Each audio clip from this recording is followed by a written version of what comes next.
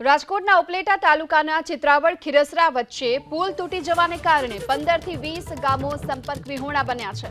ભારે વરસાદ વરસવાને કારણે સ્થાનિક નદીમાં પૂર આવ્યું અને આ પુલ ધોવાઈ ગયો। જો કે અગાઉ પણ આ પુલ તૂટ્યો હોવાથી માટી નાખી લીપાપોતી કરાઈ હતી। જો કે હવે ફરી એકવાર આ પુલ તૂટી ગયો છે, ત્યારે નવા પુલની માંગ સાથે ગ્રામજનો અને સરપંચે જિલ્લા કક્ષાથી માંડી મુખ્યમંત્રી સુધીનાને લેખિત અને મૌખિક રજૂઆતો કરી।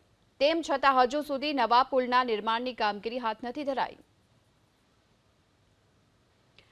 તો સતત આ પુલનું ધોવાણ થઈ રહ્યું છે। છેલ્લા 4 વર્ષોથી આ જ સ્થિતિ ગામના લોકો ભોગવી રહ્યા છે। જ્યારે પણ પુલ તૂટે છે ત્યારે માત્ર માટી નાખી અને કામ થયાનું સંતોષ માની લે છે પ્રશાસન। આ અંગે અનેકવાર રજૂઆતો પણ કરવામાં આવી અને આજે હવે જ્યારે આ પુલ તૂટ્યો છે તેને લઈ ગ્રામજનોમાં ભારે રોષની લાગણી પણ જોવા મળી। રામધૂન બોલાવી ઉગ્ર સૂત્રોચ્ચાર કર્યા હતા અને પ્રશાસન સુધી અવાજ પહોંચે તેવા પ્રયાસો કરવામાં આવ્યા છે।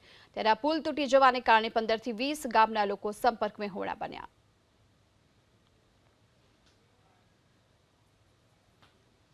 ઉપરવાસમાં વરસાદ થવાથી પૂર આવ્યું અને પહેલા જ વરસાદે આ પુલ ધરાશયી થઈ ગયો। હવે ખરેખર અમારે 2 તાલુકાને જોડતો અને 25 ગામને અગત્યનો રસ્તો આ હોવાથી આ પુલ અમારી માંગણી એવી છે કે આ પુલ ઊંચો બનાવવામાં આવે। અમે છેલ્લા 4 વર્ષથી રજૂઆતો કરીએ છીએ। ધારાસભ્ય, સંસદ સભ્ય, મુખ્યમંત્રી, માર્ગ ને મકાન વિભાગ તમામને રજૂઆતો કરી છે, પરંતુ એ તમામ લોકો અમને હૈયાધારણા આપે છે કે મંજૂર થઈ ગયો, પણ ખરેખર મંજૂર થયો હોય તો 4 વર્ષ આ કામને થાય નહીં। રાજકોટ જામજોધપુર મેન રસ્તો है, મોજ નદી ઉપર રાજાશાહી વખતનો આ પુલ બનાવેલો है। આ 2021 થી તૂટતો આવે છે। સમરકામ માટીકામ કરી દઈએ, પાણા નાખી દઈએ, પછી બધે વયા જાય। પેલો વરસાદ આવે તૂટી જાય। અમે 4 મહિને લગી હેરાનગતિ છે આમનો।